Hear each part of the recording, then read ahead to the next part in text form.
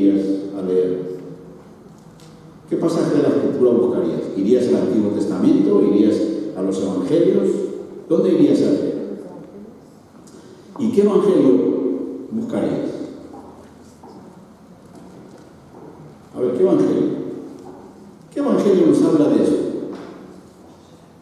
Yo no te voy a decir todo.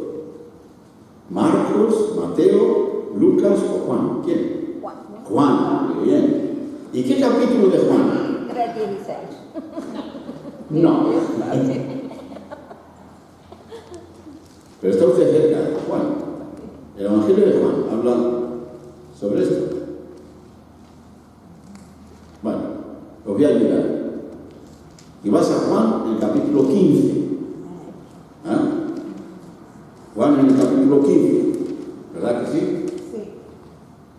Y vamos a leer del versículo 1 al versículo 17. Es un pasaje bien conocido. Y yo creo que nunca se ha dicho todo sobre este pasaje tan hermoso que el Señor dejó en el aposento alto. Nunca se ha dicho todo, porque la palabra de Cristo es tan maravillosa que no ha habido nadie que haya dicho, bueno, ya se dijo todo lo que se tenía que decir de este pasaje. No, ¿verdad? Ahora, yo voy a proponer un ejercicio esta noche. Vamos a leer este pasaje del versículo 1 al versículo 15. A ver si puedes contar cuántas veces se repite la palabra permanecer y sus derivados. ¿Ok? A ver cuántas veces se repite. Vamos a leer y me vas a decir cuántas veces se repite la palabra permanecer en este pasaje. Vamos a comenzar. ¿Se entiende la pregunta que os digo? A ver, ¿cuántas veces vas a encontrar la palabra permanecer y sus derivados en este pasaje? Leamos. Yo soy la vid verdadera y mi Padre es el labrador. Todo pámpano que en mí no lleva fruto, lo quitará. Y todo aquel que lleva fruto, lo limpiará, para que lleve más fruto. Ya vosotros estáis limpios por la palabra que os he hablado. Permaneced en mí y yo en vosotros.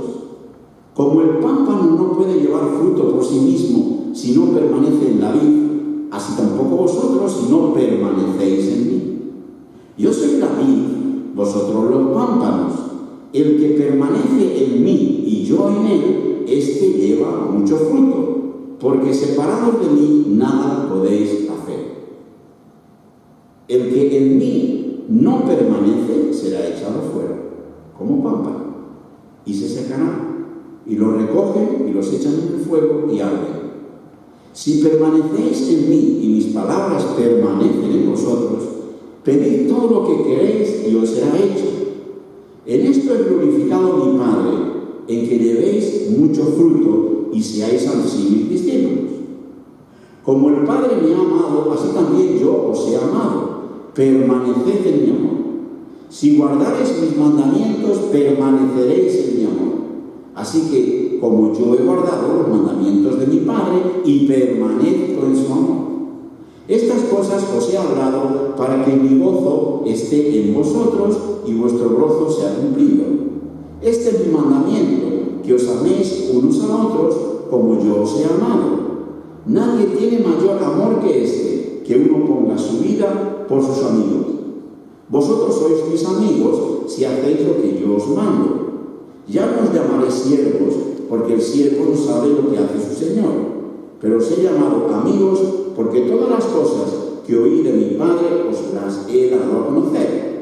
No me elegisteis vosotros a mí, sino que yo os elegí a vosotros y os he puesto para que vayáis y llevéis fruto y vuestro fruto permanezca, para que todo lo que pidierais al Padre en mi nombre, Él os lo dé. Esto os mando, que os améis unos a otros. A ver, ¿cuántas veces se menciona la palabra permanecer y sus derivados? 11. ¿Cuánto? 11. Muy bien. 3 veces en el capítulo 4, una vez en el capítulo 5, una vez en el capítulo 6 2 veces en el capítulo 7, una vez en el versículo 9, 2 veces en el versículo 10 y una vez en el versículo 16, la suma total 11. Cuando se repite una cosa mucho, ¿qué nos quiere decir? Que es importante.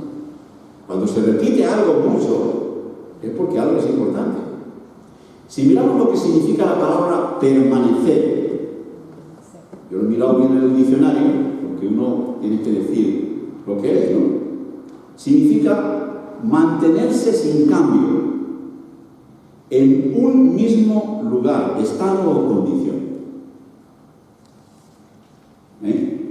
Bueno, esto es bueno si la permanencia, como muestra este pasaje que hemos leído, si la permanencia es en Cristo, en su persona, en su obra, en su amor, en su gozo. Permanecer en Él y ser hallados en Él las 24 horas del día. Como decía el apóstol Pablo a los filipenses, ser hallado en Él. O sea que el creyente en Cristo debe de ser cristocéntrico. ¿Qué esto quiere decir? El creyente en Cristo debe ser cristocéntrico. A ver, ¿qué quiere decir esto de cristocéntrico? Si tú y yo como creyentes nos identificamos como bautistas, como anglicanos, como presbiterianos, como metodistas, como pentecostales, como católicos, como adventistas, bueno, está bien. Pero si nuestra vida no es cristocéntrica, si el centro de nuestra vida no es Cristo en nuestro diario vivir, no me sirve de nada. ¿Verdad? Eso es lo que significa cristocéntrico. Cristo es el centro desde que estoy en la cocina en mi casa haciendo un par de huevos hasta que estoy conversando con mi vecina, con mi hijo y con mi hija. Cristo debe ser cristocéntrico en todos mis pensamientos, en todo lo que diga y en todo lo que haga y en mi caminar diario. Eso es ser cristiano. Eso es ser cristocéntrico. ¿Y qué cosa más curiosa? Que el Señor menciona 11 veces, no lo menciona 14, no menciona 16, no lo menciona 12, menciona 11 veces. Y uno dice, bueno, ¿por qué? ¿Por casualidad? No, en la Biblia no es ninguna sola palabra es por casualidad. La única casualidad que existe es la división que existe en los capítulos y en los versículos, pero cada palabra tiene su significado. Y si Jesús ha dicho 11 veces permanecer, es por alguna razón. No lo ha dicho así por decir. ¿Por qué será? ¿Por qué ha mencionado 11 veces? Si miramos en los pasajes que leemos un poquito antes y un poquito después, Él habla esta palabra en el aposento alto. ¿Os acordáis que ellos están celebrando la Pascua? Y hubo uno de ellos que salió fuera. Ese tal se llamaba Judas. ¿Verdad? Y quedaron, ¿cuántos quedaron? 11. Eran 12, Judas salió y quedaron 11. Quiere decirse que Jesús menciona la palabra permanecer porque cada uno de ellos necesitaba permanecer. Si Jesús estuviera ahora físicamente en este lugar, mencionaría la palabra permanecer 1, 2, 3, 4, 5, 6, 7, 8, 9 veces. ¿Por qué? Porque somos 9 los que estamos aquí. Y todos tenemos necesidad de esa realidad que Cristo nos dice. Posiblemente tú dirás, bueno, pero ya esto lo sé desde hace tiempo. Estas cosas, pues ya las sé. Bueno, el apóstol Pedro nos dice, no tengo nada nuevo nuevo que contaros. El apóstol Pablo y el pastor Pérez dice, no tengo nada nuevo que contaros. Segunda de Pedro, capítulo 1, versículo 12, dice, porque por esto yo no dejaré de amonestaros siempre de estas cosas, aunque vosotros las sepáis y estéis confirmados en ellas. Aunque tú las sepas y yo las sepa, el mensaje apostólico nos repite las mismas cosas. ¿Para qué? Para que nos afirmemos en las realidades de la fe. Y el apóstol Pablo nos dice igual. Él en el libro de los Filipenses dice, no me es molesto de escribiros las mismas cosas que vosotros os aseguréis en ellas. Puede que nos moleste la repetición, pero la Biblia es un libro que repite y repite y repite y vuelve a repetir las cosas. ¿Para qué? Para que nos enteremos bien en quién hemos creído. ¿Sabéis por qué? Porque precisamente por las novedades muchos se apartan de la fe. Hoy en nuestros días hay un comezón de oír. Comezón es cosquilleo en los oídos. Y hay muchas personas que hoy a través de YouTube, a través de Internet, tienen comezón de oír novedades. Y esas novedades los apartan de la fe. Desgraciadamente anoche pude ver a un hermano mío de hace 25 años, donde comenzamos en la fe, en la misma iglesia, y hoy está militando en un lugar que es fuera del redil de las ovejas, porque tuvo comezón de oír y empezó a escuchar cosas que no son de la palabra de Dios. Y hoy da más relevancia a una mujer que dice que es profetisa, que al apóstol Pablo, o Pedro, o las palabras de Jesús. ¿Por qué? Porque hay comezón de oír. Pero la palabra de Dios tiene un mensaje único. Uno, no dos. Y es la palabra de Dios la que convence al corazón. ¿Verdad? Es la que cambia. Ubiquemos un poquito en la situación que ellos viven y trasladémonos por un momento en esa noche. Yo cuando predico la palabra, yo quiero que tú te ubiques 2000 años atrás en la situación en la cual se está viviendo y nos está relatando el pasaje bíblico. Así que veamos esa situación y volvamos a ese lugar donde en esa noche, en ese aposento alto, ¿sabéis lo que es el aposento alto, verdad? ¿Sabéis? Donde Cristo dio el último testamento, se puede decir, porque las palabras que él dijo en esos capítulos que se encuentran del capítulo 14 al capítulo 17 es la última palabra de Cristo antes de ir a la cruz, ¿verdad? En el Evangelio de Juan.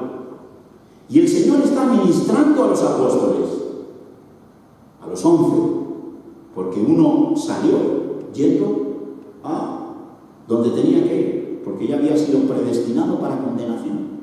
No lo entiendo esto, pero así dice la palabra. Y el Señor está ministrando con su palabra a estos hermanos nuestros, a sus 11 discípulos. Dice el versículo 3, ya vosotros estáis limpios. ¿Por qué? ¿Por qué estáis limpios? ¿Porque os lavé los pies? No. ¿Por qué estáis limpios? ¿Qué dice el versículo? ¿Por qué estáis limpios? Ya vosotros estáis limpios, ¿por qué? Por la palabra que os he hablado. Y esto nos trae una enseñanza. No podemos ministrar las cosas de Dios si decimos otras palabras que no sea la palabra de Dios. Si el predicador tiene buena o mala oratoria y estas palabras no están ubicadas en los dichos de Dios, por muy simpático e inteligente que sea y conmovedor, no sirve para nada. Porque la palabra del predicador no es nada. La palabra de Dios es la que cambia el corazón, la que convierte el alma. El predicador sencillamente es un portador, y cuidado, lleva Porque si llevas tu palabra, el Señor el lunes, martes, miércoles te va a hacer contar lo que has dicho. Lo sé por experiencia, hermanos. Por eso a mí me resulta muy respetuoso el verdadero hermano en la fe que enseña en un púlpito. Me produce mucho respeto. ¿Por qué? Porque tiene una responsabilidad ante Dios y lo que él diga va a contar, sean 4 o sean 200 los que estén escuchando. Fijaros, ¿os podéis imaginar la responsabilidad que hay en ello? Había una vez un pastor me dice, por favor, cuando esté una persona va a predicar, no le lleve usted ningún tipo de cosas. ¿Por qué? Porque si no lo estorba usted. Le está quitando la mente donde va a preparar la palabra y le va a poner usted una cosita. Quizás llegó y mejor después del culto. Y yo no entendía por qué. ¿Por qué ese hombre se ha dispuesto durante una semana preparando la palabra y si tú le llevas una cosa, lo distraes? Y puede que le estorbe en la meditación y Dios va a tomar consecuencia de lo que tú estás haciendo. Al principio no lo entendía, pero ahora lo comprendo. Es hermoso, ¿verdad? La palabra debe ser cristocéntrica. Y el Señor dice, vosotros estáis limpios por la palabra que os he hablado. Lo que dice aquí. Es la palabra la que ministra. Ellos han estado en la cena, en la Pascua, ¿verdad? Y en esa comida recordaban una vez al año lo que Dios había hecho con el pueblo de Israel, los había sacado de Egipto. Y disfrutaban después de esas cosas que tomaban, ya los hemos estudiado, pues disfrutaban después de una cena. Y nos imaginamos que dentro de esa cena pues habría algunos manjares después, entre ellos peras y entre ellos naranjas o entre ellos uvas. La uva es un producto que en los países mediterráneos es muy común. Después de una comida, hacen tomar de postre unas uvas, es muy común. Y los comentaristas dicen, por eso Jesús puso esta ilustración de la vid. Quizá había una vid allí en la mesa y el Señor utilizó esa forma para explicarle una verdad espiritual con algo en su forma. El Señor, ¿os acordáis que dice el reino de los cielos es semejante a un hombre que sembró? Y me imagino que los oyentes eran agricultores, o el reino de los cielos era semejante a un hombre que echó sus redes sobre el mar, ¿verdad? Eran pescadores. Pero uno dice, bueno, sí, es posible que el Señor utilice esta ilustración, y estoy utilizando la ilustración de la vid, ¿verdad? Pero yo estudié esto un poquito más, y es que ellos tienen un concepto mucho más amplio que nosotros de lo que significa la vid. No porque en Palestina se cría mucha vid, sino porque Israel es símbolo de la vid verdadera. Entonces, de alguna forma ellos entienden. Cuando el Señor les dice, yo soy la vid verdadera y mi Padre es el labrador, esta expresión para nosotros, que llevamos mucho tiempo en las cosas del Señor como creyentes, ya nos hemos habituado a esta expresión y hasta entendemos lo que nos quiere decir. Pero para ellos, cuando Él dice, yo soy la vid verdadera y mi Padre es el labrador, para ellos tenían un significado tremendo, mucho más mayor que para ti y para mí. ¿Por qué? Porque las raíces de su historia, desde pequeñitos, cuando estudiaban y leían en la sinagoga el Tanakh no es una palabra rara, el Tanakh es el Antiguo Testamento. Y ellos le dicen el Tanakh. Desgraciadamente, hace unos meses atrás, bueno, lo digo aquí como paréntesis, me dio mucha pena porque un hermano de las iglesias de habla hispana dice, porque leen la Torá, y comparó la Torá con el Corán. Y yo le digo, pero hermano, pero usted está confundido. La Torá es el Pentateuco, no es nuestro. Ah, sí, claro que sí. No diga usted eso en público, porque si no, hay gente que te diga que se van a reír. La Torá es el Pentateuco, es los libros desde Génesis hasta Deuteronomio. Y el Tanaj es los profetas, todo el Antiguo Testamento. O sea, no compare usted el Tanaj con el Corán, porque si no, sí, oiga. No se puede decir así. O sea, entre paréntesis. Entonces, ellos desde pequeñitos habían estudiado eso. Ni más ni menos que ellos conocían que los profetas y los salmos hablaban de Israel como una viña, ¿verdad? La uva para ellos era el símbolo de la bondad de Dios. Para el hebreo, para el judío, para el israelita, la uva era el símbolo de la bondad de Dios. Y la viña era un símbolo de la nación de Israel. En el Salmo 88, el 80, versículo 8, os voy a dar dos referencias para que nos demos cuenta. Dice: hiciste venir una vid de Egipto, echaste las gentes y las plantaste, limpiaste sitio delante de ellas e hiciste arraigar sus raíces y llenó la tierra. Eso nos habla de la nación de Israel, que es sacada de Egipto como una vid y es puesta en la tierra de Canaán, ¿verdad? Y es arraigada. En Isaías capítulo 5, en el versículo 1, ¿os acordáis? Como hay una parábola que Isaías dice: ahora contará por mi amado el cantar de mi amado a su viña. Tenía mi amado una viña en un repuesto, lugar fértil. Había acercado y despredagrado y plantándola de vides escogidas, había edificado en medio de ella una torre y también asentado un lagar en ella, y esperaba que llevase uvas, y llevó uvas silvestres. O sea, que el concepto de la viña, el concepto de la vid, ellos lo entienden muy bien. Y cuando el Señor dice: yo soy la vid verdadera, ellos entienden perfectamente lo que están diciendo. ¿Por qué? Porque se han criado en una cultura, en un contexto en el cual la vid es la nación de Israel. Pero al mismo tiempo, la conexión de Jesucristo con el pueblo escogido es algo que tú y yo a veces no podemos ver, pero es tremendamente poderosa. Y en definitiva, cuando estamos estudiando las figuras, hemos estudiado las figuras del Antiguo Testamento en cuanto al Mesías, hemos visto muchas figuras. Bueno, una de ellas era la vid. La figura del Mesías va a venir como la vid verdadera. O sea que cuando Él dice: soy la vid verdadera, está diciéndole: soy el Mesías esperado en Israel. ¿Por qué? Porque solamente Cristo Jesús cumplió la realidad del fruto que lleva esa vid. El pueblo, en su conjunto, como vid escogida y deliciosa, ¿os acordáis que ellos no pudieron llevar fruto? Y los profetas hablaban que en vez de llevar uvas agradables, uvas buenas, llevaron fruto de uvas amargas, ¿verdad?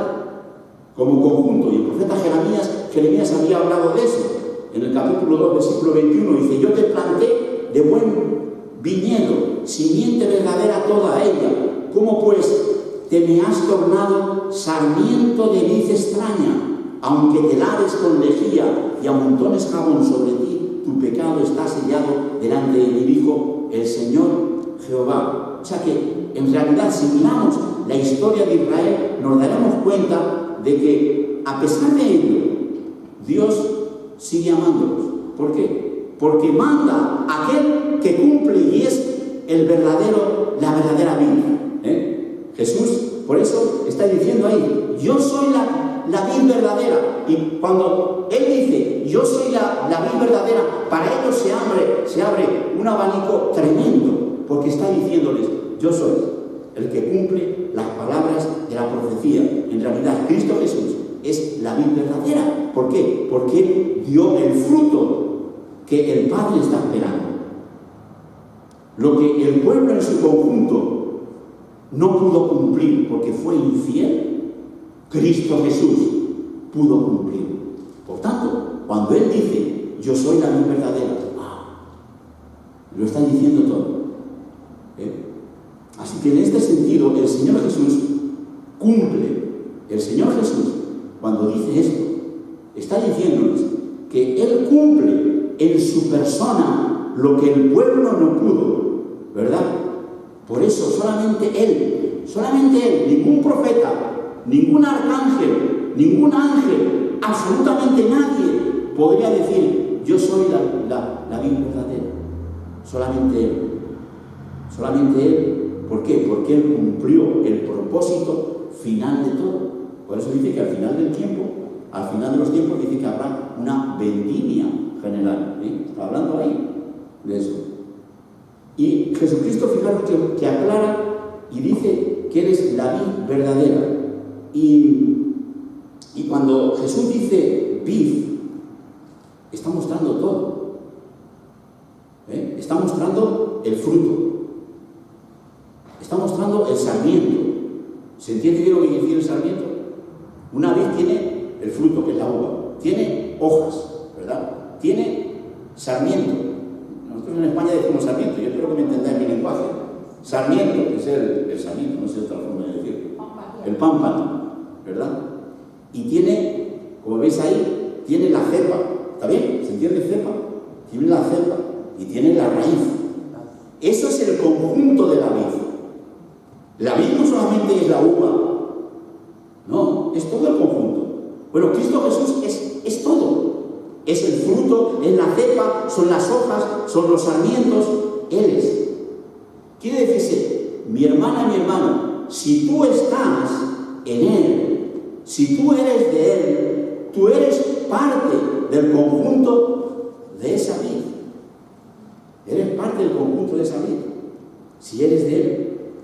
Y esto es lo que concuerda con lo que nos dice el apóstol Pablo en 1 Corintios, en el capítulo 6, versículo 19, que nos dice: ¿o ignoráis que vuestro cuerpo es templo del Espíritu Santo, el cual está en vosotros, el cual es de Dios, y que no sois vuestros? ¿Lo entiendo yo esto? ¿La implicación que tiene esto? Como templo del Espíritu Santo en mi vida hay cosas que no puedes, que el Señor te dice que no hagas. Eres parte de eso, y el Espíritu Santo te redarguye y te dice. O sea que el Señor sigue con ese símil de la vid verdadera, y apela al sentido común, ¿verdad? Algunas veces hemos visto un sarmiento o un pámpano que esté llevando uva, un pámpano solo. A ver, tú arrancas un pámpano, ¿verdad? Y lo tiras ahí y dices: bueno, dentro de 3 meses, que es cuando sale la uva, va a salir la uva de este sarmiento. ¿Tú crees que va a salir la uva del sarmiento si no está unida a la cepa? No va, ¿no? Se va a secar, ¿no? Pues por eso el Señor apela, ¿verdad?, para decirnos que fuera de Él, como sarmientos por nuestra cuenta, no vamos a llevar fruto. Por eso el Señor está diciendo o hablando de la permanencia. Dice: todo pámpano que en mí no lleva fruto, lo quitará. Y si tú fijas el versículo 6, y aquí a veces ha habido personas que han creado una controversia porque dicen: ¿no ves cómo la salvación se puede perder? Y te menciona en el versículo 6, dice: el que en mí no permanece será echado fuera como pámpano y se secará, y lo recogen y los echan en el fuego y arden. Y a veces se hace muchas cosas y dice: ¿no ves cómo el creyente puede perder su salvación? Pero ¿sabes qué? Si leemos bien estos versículos, tanto el versículo 2 como este versículo, el énfasis no está en el sarmiento, el énfasis está en mí. El que en mí no permanece. El enfoque está en el mí. El que en mí no permanece es que nunca estuvo en Cristo. Por lo tanto, nunca estuvo, ¿verdad? Por tanto, es echado. Hay otro pasaje en la Escritura que nos dice: el viene a mí, yo no le echo fuera. El que vino a Él, el que verdaderamente vino a Cristo, no es echado fuera. Pero si no ha venido a Él, pues va a sufrir las consecuencias. Pues podemos hacer la idea que el pasaje nos está dando, el énfasis es en mí, no en el sarmiento. El que en mí no permanece. El que en mí no permanece es que no es de Él. Fijaros en el cuadro que estamos viendo, ahí, ¿verdad? Pues el cuadro que podemos ver ahí, en el aposento alto. Ha habido uno que no permanece. ¿Por qué? Porque no era de Él. Ha habido uno que se fue. ¿Por qué? De repente a Judas le entró la vena y dijo, no me gusta la comida esta, me voy. Y qué sé yo. No es de repente que Judas se fue, porque nunca fue de Él. Pero oiga, si tú lees en los evangelios, Judas acompañó a los 60 e hicieron milagros y predicaron de la palabra de Dios, pero no eran de Él. No era de Él.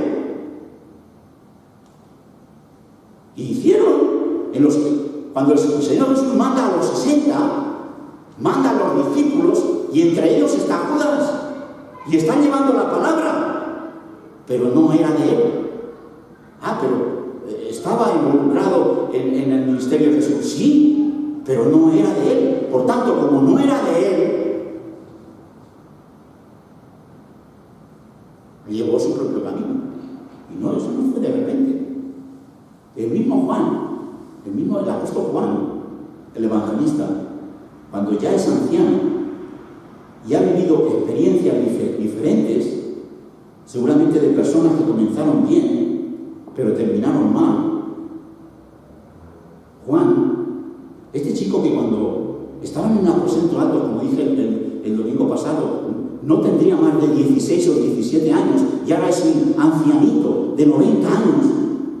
Juan dice en primera de Juan, acordándose de esto, en el capítulo 2, versículo 19, mira lo que dice, salieron de nosotros, mas no eran de nosotros, porque si fueran de nosotros, hubieran permanecido con nosotros, pero salieron de nosotros, salieron para que se manifieste que no todos son de nosotros. Así que la permanencia es prueba de que la fe es genuina. Quizá nosotros hemos vivido experiencias similares y estamos aquí por la gracia de Dios. Y si estamos aquí por la gracia de Él, demos gracias porque permanecemos. Pero si una persona por un tiempo se vuelve al mundo y permanece en Él, es que nunca fue de Él.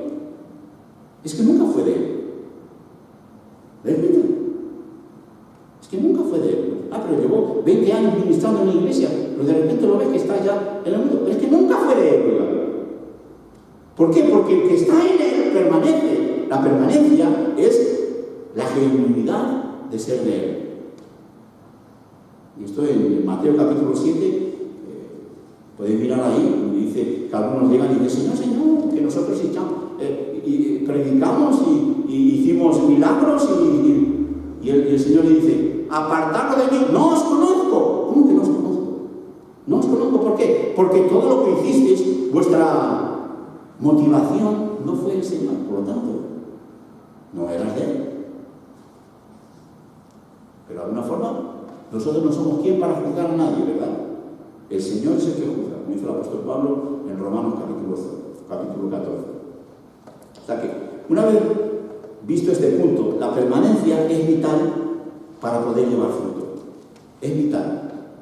La permanencia para llevar fruto es vital. Y hay una serie de recursos que el Señor tiene dispuestos para que tú y yo, como creyentes, llevemos fruto. Versículo 2, la parte última, dice, todo pámpano que lleva fruto lo limpiará para que lleve aún más fruto. Ya vosotros estáis limpios por la palabra que os he hablado. el proceso de limpieza del creyente, en la vida del creyente, es la palabra de Dios, aplicada y obedecida. Cuando tú y yo aplicamos la palabra y la obedecemos, ejerce la tarea de limpieza. El apóstol Pedro en su primera carta nos habla de esto, siendo renacidos, no de simiente corruptible, sino incorruptible. ¿Por qué? Por la palabra de Dios que vive y permanece en vosotros. Y nos dice que como niños tomemos de esa palabra. ¿Y qué autoridad tiene el Señor? Su palabra tiene poder limpiador. Es la palabra encarnada, el verbo que vino a este mundo y habitó entre nosotros. Es el mismo encargado de esta tarea de limpieza. Y el mismo Jesús se encarga de limpiarnos cada día a través de su palabra. En el Salmo 119, versículo 13 dice: la exposición de tus palabras alumbra y hace entender a los simples.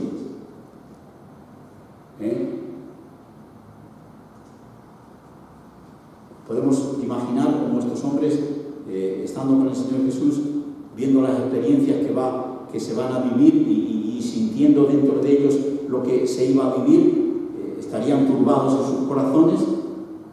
El Señor está hablándoles palabras de consuelo, y tienen el privilegio de escucharlo. El Señor dice en el Salmo 119, el Salmo 119 es un hermoso, que es la exposición de la palabra, dice: en mi corazón he guardado tus dichos. ¿Para qué? Para no pecar contra ti. En mi corazón he guardado los dichos tuyos, Señor. ¿Para qué? Para no pecar contra ti. Los guardo. Y eso me evita de pecar contra ti. O sea que la palabra, conocerla, guardarla y obedecerla, nos ayuda a permanecer en él. Ahora, tú te puedes preguntar y decir, bueno, ¿cómo el Señor está diciendo esas palabras tan hermosas a los discípulos en el aposento alto? Por 2, por 3 horas, no sabemos el tiempo.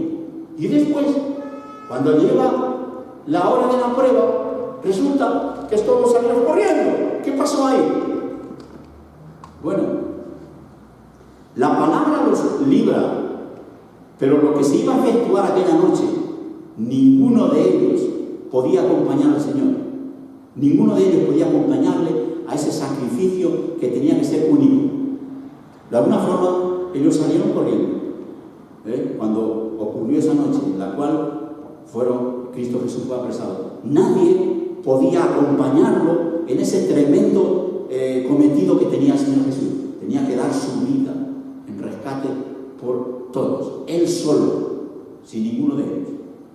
¿Qué pasó? ¿Que la palabra no fue efectiva? Sí, fue efectiva, porque los guardó de caer en desesperación. ¿Te acuerdas de Pedro? Cuando Pedro, por temor, ¿verdad? El hombre niega a Jesús. Pero el Señor le había dicho: me han negado, dice, pero yo he rogado por ti, para que tu fe no... ¿Para que no caigas. Satanás os ha pedido para zarandearos, pero yo he rogado por ti. Oh, hermano, el Señor ruega por nosotros. A veces no hemos vivido experiencias amargas en nuestras vidas, no es porque seamos más inteligentes, sino porque el Señor nos guarda en su palabra para que no vayamos por un retrodero que quizá nos hará derramar muchas lágrimas, y nos guarda en ese momento. Y no sabemos hasta qué punto nos ha guardado. Cuando estemos con Él, sabremos los acontecimientos de nuestra vida. ¿Cuándo? Quizá, qué forma Él nos libró de situaciones tremendamente grandes. ¿Por qué? Porque su palabra nos guarda. Al creyente fiel, su palabra nos guarda. No quiere decirse que no va a haber momentos en tu vida y en mi vida en los cuales caiga uno en un poco de desesperación en algunas situaciones que nos puedan rodear. Pero no te preocupes, hermano y hermana. La palabra de Dios, si tú estás en Él, te guarda, te protege, te dirige y te va a ayudar para que tú no cometas locuras en tu vida. Qué hermoso es eso, ¿verdad? ¿Cometieron locura los discípulos ahí cuando se fueron, lo dejaron solo? No, era el destino que tenía que ocurrir. Pero fueron guardados y todos permanecieron juntos después, aunque con mucha sorpresa en muchos aspectos de su vida, pero fueron guardados, la palabra que habían escuchado, lo que tú escuchas cuando lees la Biblia, en la intimidad con Dios, eso deja en ti carácter. Y a veces tú puedes leer la palabra y parece ser que vas a salir con la misma forma. Tu hija o tu hijo ven o algo y tú casi le puedes contestar de una forma a lo mejor que algunas veces no es propia, pero te está guardando la palabra, te está protegiendo en alguna forma. No vemos el cambio inmediato, pero tiene poder para guardarte, tiene poder para librarte de caer en situaciones de desesperación tan grandes que tú no puedes aguantar.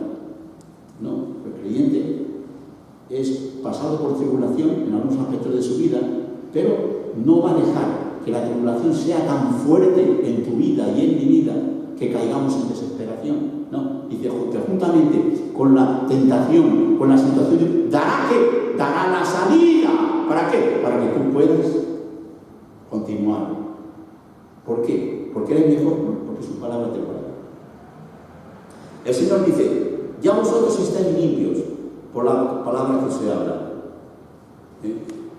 Hay otra forma de limpieza. A veces el creyente es limpiado por situaciones que podemos ver en nuestras vidas.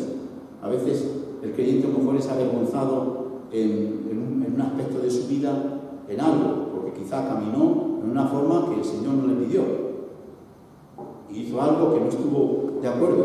El Señor va a buscar un medio para avergonzar de alguna forma, y a veces no hemos podido ver. En la Escritura tenemos hombres y siervos de Dios que fueron avergonzados. ¿Por qué? Porque se permitieron caminar por un poquito de tiempo en una forma que el Señor no dice que no tienes que andar. Y cuando tú y yo como creyentes nos permitimos el lujo de caminar en una forma que el Señor no nos pide tarde o temprano, el Señor te va a avergonzar. ¿Lo has experimentado? Yo sí. Abraham, ¿os acordáis cuando dijo, bueno, esta es mi hermana, no es mi esposa? Fue avergonzado por Abimelech. ¿Pero cómo? Y con Faraón, porque él dijo, no, esta es mi hermana. Y era una media mentira, porque de cierta forma, el cristiano no puede hacer ni media mentira. ¿Por qué? Porque al final del camino, el Señor, ¿pero por qué? Por amor. ¿Por qué? Porque no te va a dejar caminar en las formas que tú crees, porque te guarda. Y a veces, como creyentes, hemos sido avergonzados por boca de no creyentes. Algunas veces, ¿verdad? Y a veces eso nos duele. Y a veces, nosotros decimos en España, esta es la horma de tu zapato. La horma es la que va tomando forma al pie, ¿verdad? Nos encontramos con situaciones en nuestra vida que es la horma del zapato. Y digo, pero ¿por qué esto? La horma del zapato. No te está poniendo ahí para que corrijas algunas cosas en tu vida y en mi vida. Y lo hace por amor. Eso podemos leer también en Hebreos capítulo 12, de que no nos deja caminar como queramos, sino que como Padre dice, nos disciplina. ¿Para qué? Porque quiere que estemos preparados. Y fijaos en el versículo 9, el primer fruto. Aquí encontramos algo, versículo 7. El versículo 7 nos dice algo hermoso. Si permanecéis en mí y mis palabras permanecen en vosotros, pedid todo lo que queráis y os será hecho. ¿Nos damos cuenta? El primer fruto es la oración. El primer fruto uno de los primeros, es la oración. Si te vas un poquito más adelante, en el capítulo 16, versículo 24, mira lo que nos dice. Hasta ahora nada habéis pedido en mi nombre. Pedid y recibiréis, para que vuestro gozo sea cumplido. La oración del creyente en comunión con su Señor, el Señor da respuesta. Y es un gozo para Él darnos la respuesta. Y es el primer fruto. A veces Blanquita nos dice, lo decimos aquí, ay, mira, yo parece que no hago nada. Hermana, Blanquita, si usted se pone a orar todos los días, 10 minutitos, por los hermanos en Aspia, usted está llevando un fruto ya. Usted a lo mejor no lo puede ver. El fruto de la oración. A veces no es cuestión de decir, de hacer, y de predicar, y de hacer. A veces son cosas que están ahí. Pedid el fruto de la oración. Y ese fruto de la oración dice que da gloria a Dios. El versículo 8, en esto es glorificado mi Padre, en que llevéis mucho fruto y seáis a mis discípulos. El Señor quiere que tú y yo llevemos fruto. ¿Vamos a llevar fruto? Sí, estamos en Él. Sí, nos dejamos podar por Él. Que es el proceso de limpieza. Nos mantenemos en comunión con Él, en permanencia con Él. Vamos a llevar fruto. Quizá no lo vemos, quizá lo vemos, pero el fruto es algo agradable al Padre. ¿Por qué? Porque da gloria a Dios. Ese es uno de los frutos. Versículo 9. Como el Padre me ha amado, así también yo os he amado. Permaneced en mi amor. Aquí tenemos otro fruto. El amor. ¿Cómo sé yo que permanezco en su amor? ¿Cómo lo sé? Lee el versículo siguiente. ¿Cómo sé que yo permanezco en el amor? Lee el versículo siguiente. ¿Qué nos dice el versículo siguiente? El versículo 10. ¿Qué nos dice? Si guardáis mis mandamientos, permanecéis en mi amor. ¿Te das cuenta cómo la Biblia se interpreta a sí misma? Versículo 8 te está diciendo, versículo 9 está diciendo, permaneced en mi amor. Y tú dices, Señor, ¿cómo yo permanezco en tu amor? Y el versículo 10 te da la respuesta. Si guardareis mis mandamientos, permaneceréis en mi amor, así como yo he guardado los mandamientos de mi Padre y permanezco en su amor. ¿Damos cuenta de la realidad de esto? ¿Cómo sé yo que permanezco en su amor? Si voy a 1 de Juan, el capítulo 2, versículo 6, lo encuentro también. Claro. Este mismo Juan, cuando es mayorcito, mira lo que nos escribe. 1 de Juan 2.6 nos dice el mismo mensaje que el Señor Jesús. 1 de Juan. A ver, ¿quién lo ha encontrado primero? Capítulo 2, versículo 6. 1 de Juan, capítulo 2, versículo 6. A ver.